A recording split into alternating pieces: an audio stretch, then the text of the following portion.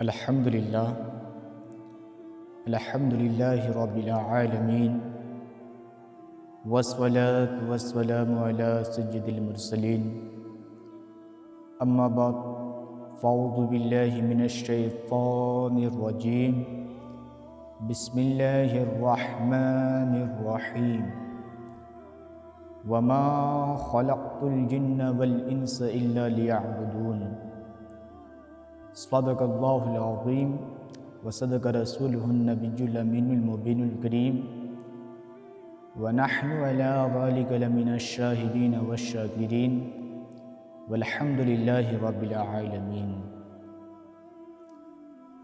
درود پاک پڑھتے ہیں۔ اللہم صلی علی سیدنا شفیعنا حبیبنا طبیبنا و طبیب قلوبنا وبارک وسلم صلو علیہ صلاۃ والسلام علیک یا رسول اللہ وعلی آلک و اصحابک یا حبیب اللہ صلی اللہ تعالی علیہ وسلم۔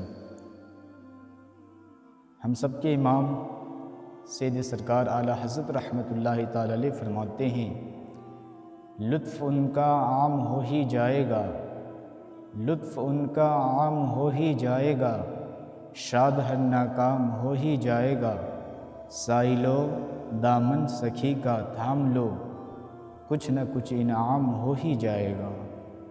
اے رضا ہر کام کا ایک وقت ہے، اے رضا ہر کام کا ایک وقت ہے، دل کو بھی آرام ہو ہی جائے گا، دل کو بھی آرام ہو ہی جائے گا۔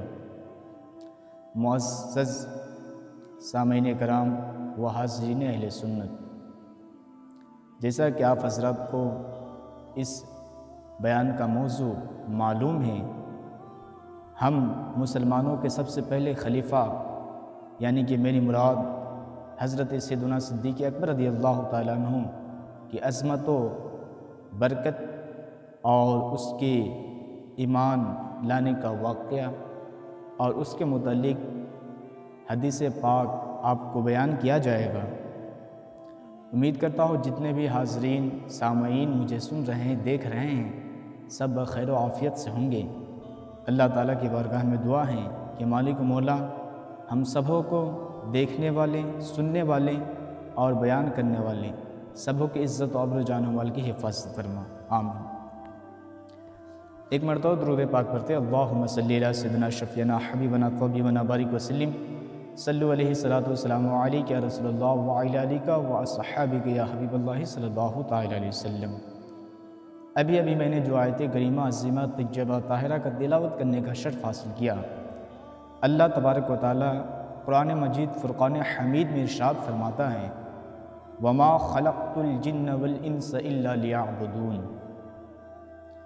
جس کا ترجمہ یہ ہے کہ اللہ تعالیٰ نے انسان اور جنات کو اپنی عبادت کے لیے پیدا فرمایا۔ یاد رکھیں، دنیا کی جتنی بھی اشیاء ہیں، دنیا کی جتنی بھی مخلوق ہیں، سب کے پیدائش کا ایک نہ ایک مقصد ہوتا ہے۔ مثال کے طور پہ یہ آپ دیکھ رہے ہیں موبائل، اس موبائل کو جنہوں نے بنایا اس کا بھی مقصد ہے۔ اولاً مقصد یہ ہے کہ اس کو جب پہلے مرتبہ بنایا گیا تو اس سے رابطہ قائم کرنے کے لیے بنایا گیا، ایک دوسرے سے تعلقات بڑھانے کے لیے اور تعلقات قائم رکھنے کے لیے موبائل کو بنایا گیا۔ اس کا اول مقصد رابطہ کروانا ہے۔ اب جیسے ترقی بڑھتی گئی، زمانے نے ترقی کیا تو اس میں واٹس ایپ، فیس بک، یوٹیوب وغیرہ آ گیا، لیکن ابھی بھی اس کا اول مقصد رابطہ کرنا ہے، ایک دوسرے سے تعلق رکھنا ہے۔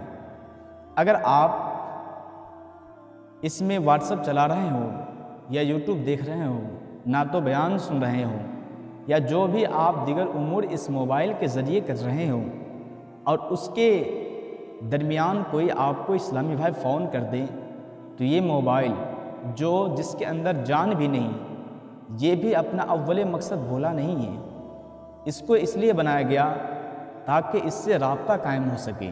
اگر آپ اس کے اندر ضروریات اپنے امور کے مطابق کوئی کام کر رہے ہیں اور اس درمیان کوئی آپ کو فون کر دے، تو یہ موبائل سب سے پہلے اس فون کو، اس ایپلیکیشن کو اوپن کر کے آپ کو رابطہ قائم کرنے کا موقع دے گا۔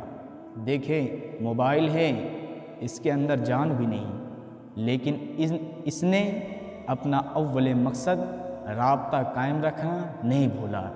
ہم بھی تو اشرف المخلوقات حضرت انسان ہیں، ہمارا بھی تو کوئی اول مقصد ہوگا۔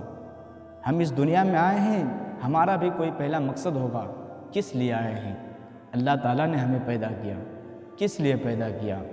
تو اللہ تعالیٰ کلام مجید میں ارشاد فرماتا ہے وَمَا خَلَقْتُ الْجِنَّ وَالْإِنسَ إِلَّا لِيَعْبُدُونَ، کہ اے بندو، اے انسان، اے جنات، میں نے تجھے اس لیے پیدا نہیں کیا کہ تو میری شریعت کی خلاف ورزی کرے، میں نے تجھے اس لیے پیدا نہیں کیا کہ تو میری مخالفت کرے، کسی اور خدا کو پوجے، کسی اور خدا کی عبادت کرے، بلکہ میں نے اے حضرت انسان اور اے جنات، میں نے تجھے اس لیے پیدا کیا کہ تو میری عبادت کرے۔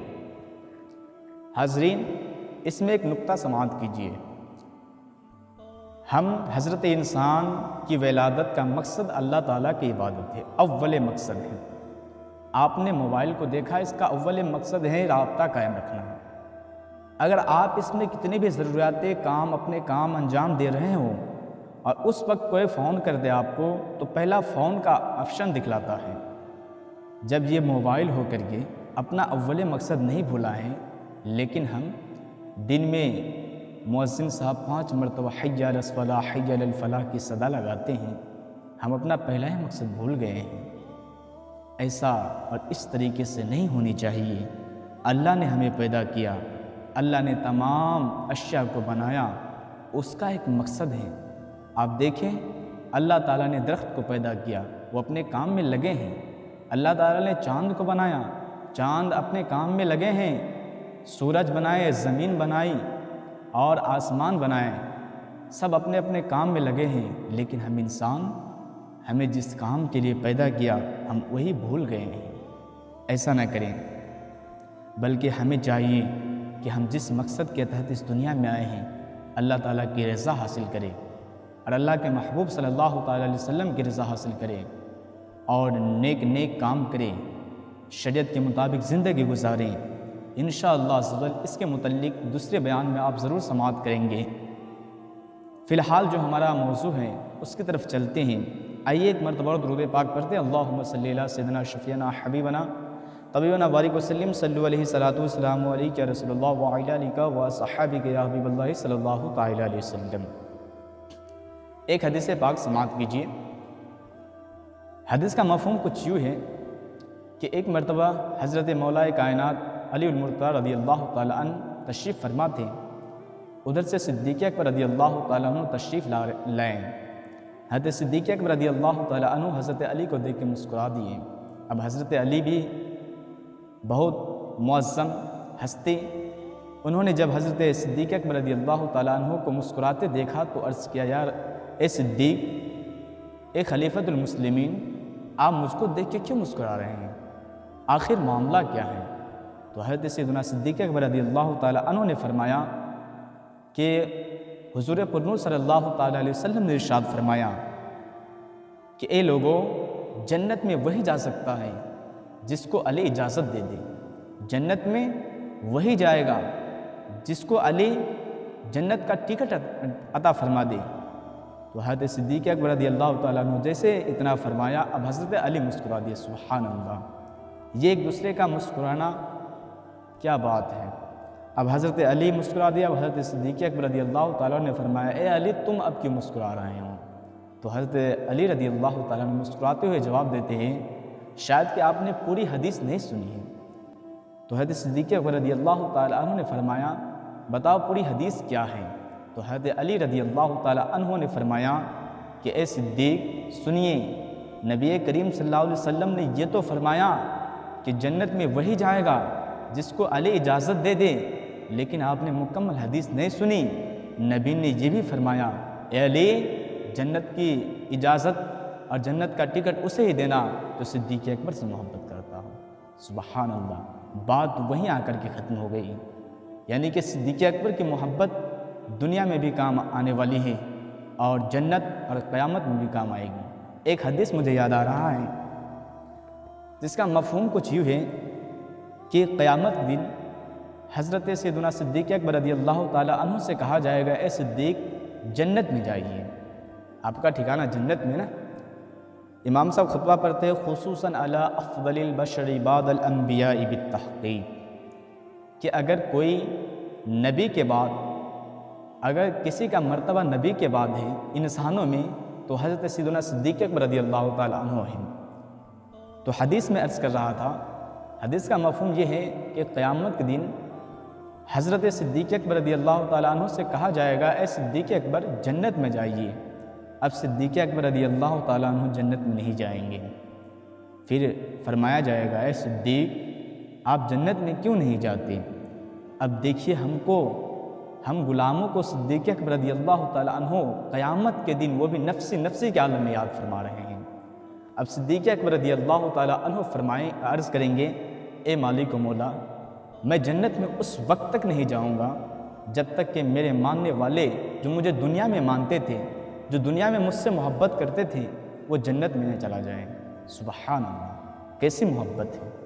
ہمیں وہ قیامت میں یاد کریں، ہمیں وہ نفسی نفسی کے عالم میں یاد کریں، ہمیں اس وقت یاد کریں جب ہمارے سر پہ کسی چیز کا، کسی شے کا سایہ تک نہ ہو، قیامت نفسی نفسی کا عالم ہو، اس وقت حضرت سیدنا صدیق اکبر رضی اللہ تعالیٰ عنہ ہم غلاموں کو یاد کریں، اپنے نبی کی امت کو یاد کریں، ہم کیسے ان کو کیوں بھول گئے؟ یاد رکھیے، جب میرے مصطفیٰ صلی اللہ تعالیٰ علیہ وسلم غار میں صدیق اکبر رضی اللہ تعالیٰ عنہ کے بغیر نہیں گئے تو کسی کے دل میں، مومنوں کے دل میں حضرت سیدنا صدیق اکبر رضی اللہ تعالیٰ عنہ کے بغیر کیسے جا سکتے ہیں؟ اس کو آپ نوٹ کر لیجئے کہ حضرت سیدنا صدیق اکبر رضی اللہ تعالیٰ عنہ کا مقام بہت بلند اور بہت بلند ہے، عظیم مرتبہ ہے ان کا۔ آئیے ہم حدیث کا مفہوم ہے، جب حضرت سیدنا صدیق اکبر رضی اللہ تعالیٰ عنہ ایمان نہیں لائے تھے، اور حضرت سیدنا صدیق اکبر رضی اللہ تعالیٰ عنہ کیسے ایمان لائے، کس طریقے سے مسلمان ہوئے، مسلمان ہونے کا واقعہ کیا ہے، آئیے میں آپ کو سناتا ہوں۔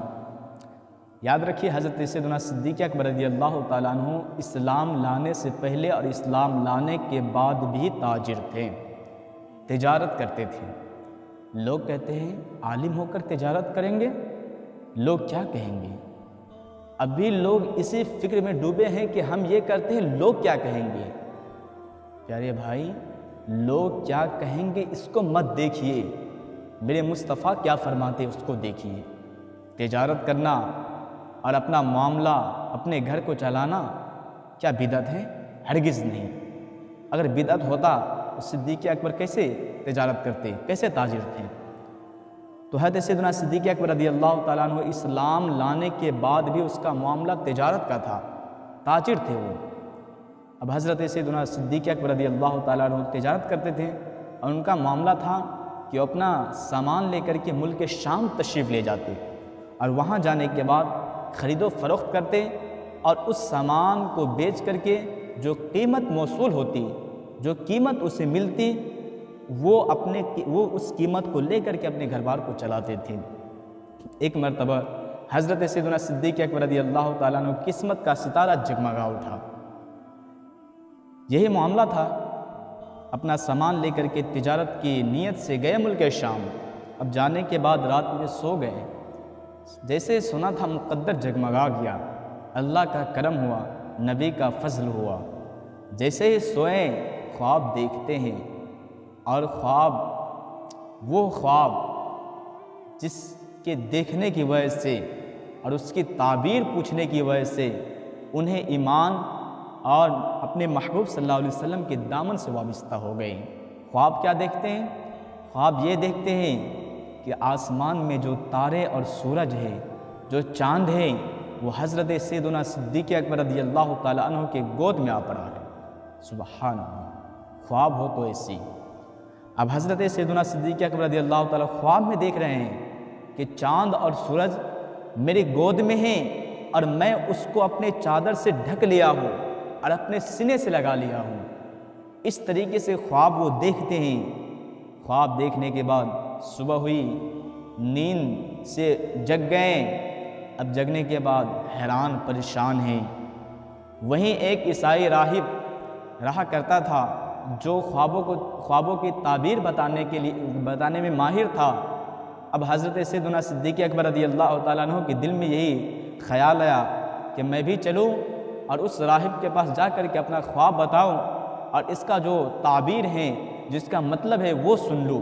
اب اس نیت سے وہ گئے اور اس راہب کے پاس پہنچنے کے بعد اسے اس طریقے سے، جس طریقے سے وہ خواب دیکھے تھے رات میں، وہی معاملہ سنائیں کہ اے راہب، میں نے آج رات بڑا عجیب معاملہ پیش آیا، میرے ساتھ عجیب معاملہ پیش آیا، میں نے عجیب و غریب خواب دیکھے ہیں۔ اب وہ راہب انہوں نے کہا کہ تم نے کیا خواب دیکھے، مجھے بتاؤ۔ تو انہوں نے بتایا کہ میں نے خواب میں اس طرح دیکھے کہ آسمان کے چاند اور سورج میرے گود میں ہیں اور میں اپنی چادر سے اسے ڈھک لیا اور ڈھکنے کے بعد اپنے سینے سے لگا لیا۔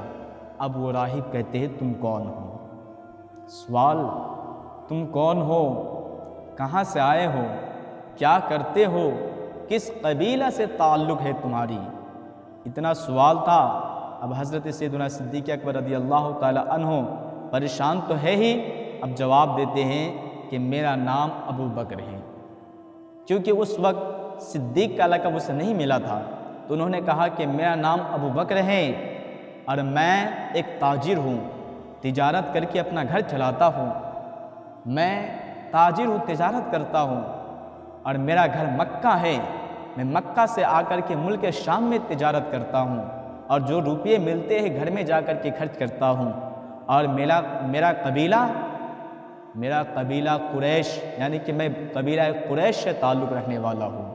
اتنا کہنا تھا، اس راہب نے کہا مبارک ہو، تو محمد عربی صلی اللہ تعالی علیہ وسلم کے غلاموں میں داخل ہونے والا ہے۔ سبحان اللہ، سبحان اللہ۔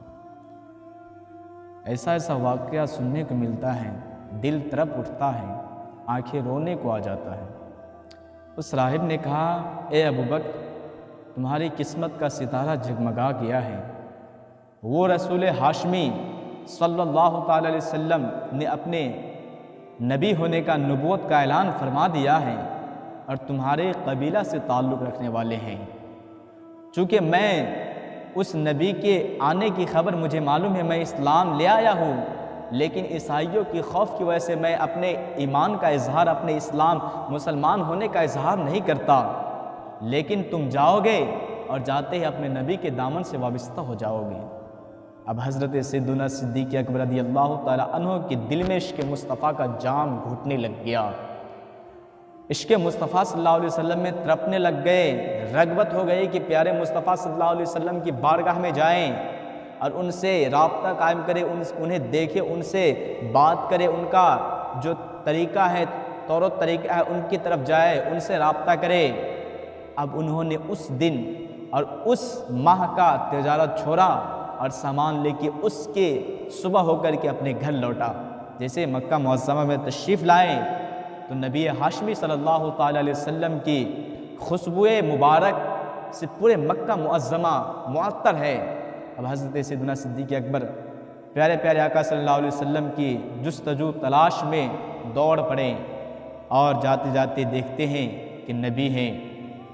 اب حضرت سیدنا صدیق اکبر رضی اللہ تعالیٰ عنہ جیسے ہی میرے آقا صلی اللہ علیہ وسلم کی دیدار کرتے ہیں، دل کو راحت پہنچتی ہے، سکون ملتا ہے، دل میں راحت ہے، اطمینان قلب حاصل ہوا۔ میرے نبی صلی اللہ علیہ وسلم کی نظر رحمت اور شفقت حضرت سیدنا صدیق اکبر رضی اللہ تعالیٰ عنہ پہ پڑی۔ میرے نبی نے فرمایا اے صدیق تم آ گئے، اے صدیق تم آ گئے، اب دیر نہ کرو، تاخیر نہ کرو، مذہب اسلام کے دامن میں آ جاؤ۔ حضرت سیدنا صدیق اکبر رضی اللہ تعالیٰ عنہ نے عرض کیا اے اللہ کے نبی صلی اللہ تعالیٰ علیہ وسلم، مجھے کچھ معجزے دکھلائیے۔ تو حضرت سیدنا صدیق اکبر رضی اللہ تعالیٰ عنہ کا اتنا عرض کرنا تھا، میرے نبی صلی اللہ علیہ وسلم مسکرا دیے اور فرمانے لگے اے صدیق اکبر رضی اللہ تعالیٰ عنہ، جو تم نے ملک شام میں رات خواب دیکھے، کیا وہ خواب سچ نہیں ہے؟ جو تم نے خواب دیکھیں، پھر اس کی تعبیر ایک عیسائی راہب کے پاس پوچھنے گئے، وہ بھی تو میرا ہی معجزہ ہے۔ جیسے اتنا کہنا تھا، صدیق اکبر رضی اللہ تعالی عنہ خوش ہو گئے اور کہنے لگے، صدقت یا رسول اللہ صلی اللہ تعالی علیہ وسلم، اے اللہ کے نبی صلی اللہ تعالی علیہ وسلم، آپ نے بالکل ہی درست فرمایا۔ رات میرے ساتھ ایسے ایسے معاملہ ہوئے، جس کی تصدیق، جس کی وضاحت آپ کر رہے ہیں، بالکل ہی ایسا ہی ہوا۔ اے اللہ کے نبی صلی اللہ علیہ وسلم، جیسے اتنا کہنا تھا، صدیق اکبر رضی اللہ تعالیٰ نے عرض کیا، یا رسول اللہ صلی اللہ علیہ وسلم، اب مجھے بھی کلمہ پڑھا کر دامن اسلام میں لے آئیے۔ سبحان اللہ۔ اب یہاں پر ایک نقطہ آپ ملاحظہ فرمائیے۔ جو لوگ کہتے ہیں نبی کو علم غیب نہیں، اس واقعے سے عبرت حاصل کرنا چاہیے۔ اس میں آپ نے غور کیا، ملک شام میں حضرت سیدنا صدیق اکبر رضی اللہ تعالی عنہ نے خواب دیکھے۔ ملک شام ہی میں ایک عیسائی راہب کے پاس اس کی تعبیر پوچھی، لیکن نبی صلی اللہ علیہ وسلم حضرت سیدنا صدیق اکبر کو خبر کہاں دے رہے؟ مکہ میں۔ اگر نبی کو علم غیب نہیں ہوتا تو اچھا آپ بتائیے کہ نبی مکہ میں رہ کر کے ملک شام کی خبر کیسے دیتے؟ لوگ کہتے ہیں نبی کو علم غیب نہیں۔ اندھو، کبھی تم نے اس واقعے کو دل کی کانوں سے سماعت کیا؟ حضرت سیدنا صدیق اکبر رضی اللہ تعالی عنہ کہاں ہے؟ ملک شام میں۔ ان کے ساتھ معاملہ کہاں پیش آتے ہیں؟ ملک شام میں۔ لیکن نبی کہاں خبر دے رہا ہے؟ مکہ معظمہ میں۔ یہی تو علم غیب ہے۔ پیارے پیارے اسلامی بھائیوں، آپ نے ابھی سنا کہ حضرت سیدنا صدیق اکبر رضی اللہ تعالیٰ عنہ کیسے ایمان لائے، کیسا معاملہ ان کے ساتھ پیش آیا، اور ان کے متعلق جو آپ نے حدیث پاک سماعت کی کہ جنت میں وہی جائے گا جس کے دل میں حضرت سیدنا صدیق اکبر رضی اللہ تعالیٰ عنہ کی محبت ہوگی۔ آخر میں ایک بات بتا دوں آپ کو نصیحت کے طور پہ۔ ابھی جو میں نے آیت کریمہ عظیمہ طیبہ طاہرہ کا تلاوت کرنے کا شرف حاصل کیا، اس کا مطلب کیا ہے؟ اعلیٰ حضرت رحمۃ اللہ تعالیٰ علیہ کا ایک شعر سماعت کیجیے۔ اعلیٰ حضرت فرماتے ہیں، ہائے غافل وہ کیا جگہ ہے جہاں 5 جاتے ہیں 4 پھرتے ہیں، 5 جاتے ہیں 4 پھرتے ہیں۔ اور اللہ تعالیٰ نے ارشاد فرمایا، وما خلقت الجن والانس الا لیعبدون، کہ اللہ تعالیٰ نے انسان اور جنات کو اپنی عبادت کے لیے پیدا فرمایا۔ ابھی بھی وقت ہے میرے پیارو، اللہ تعالیٰ کی طرف رجوع لائیے، اللہ کی بارگاہ میں صدق دل سے توبہ کیجیے، اور جتنی بھی سستیاں ہم نے نماز میں کی، جتنی بھی غفلت نماز میں گزری، مجھ سے توبہ کریں اور اللہ کی بارگاہ میں اور اللہ کے حضور توبہ کر کے سجدہ میں جائے اور روئے اور اپنے گناہ کی تلافی مانگے، اپنے گناہ کی بخشش مانگے۔ موت کا کوئی وقت نہیں ہے، کبھی بھی آپ مر سکتے ہیں، تو کیوں تاخیر کریں؟ ہم آج ہی اور اپنے رب کے حضور سجدہ میں جائیں اور اپنی رب کی بارگاہ میں اپنے گناہوں کی معافی طلب کریں۔ پیارے اسلامی بھائیوں، اگر آپ ہمارے ساتھ جڑیے، انشاءاللہ عز و جل وقتاً فوقتاً ایمان، آخرت، جوانی، اللہ کے خوف، نبی صلی اللہ علیہ وسلم کی محبت ہمارے دل میں کس طرح ہونی چاہیے، ان تمام موضوعات پہ گفتگو ہونی ہے۔ آج چونکہ ہمارا موضوع تھا حضرت سیدنا صدیق اکبر رضی اللہ تعالیٰ عنہ کے شان اور ان کے ایمان لانے کا واقعہ مکمل ہوا، اور آپ نے دیکھا اور سنا۔ آپ ہمارے لیے دعا کیجیے، ہم آپ کے لیے دعا کرتے ہیں کہ اللہ تعالیٰ ہمیں دارین کی سعادت سے مالا مال فرمائے اور ہمارا خاتمہ ایمان پر فرمائے۔ وما علینا الا البلاغ۔ السلام علیکم ورحمۃ اللہ۔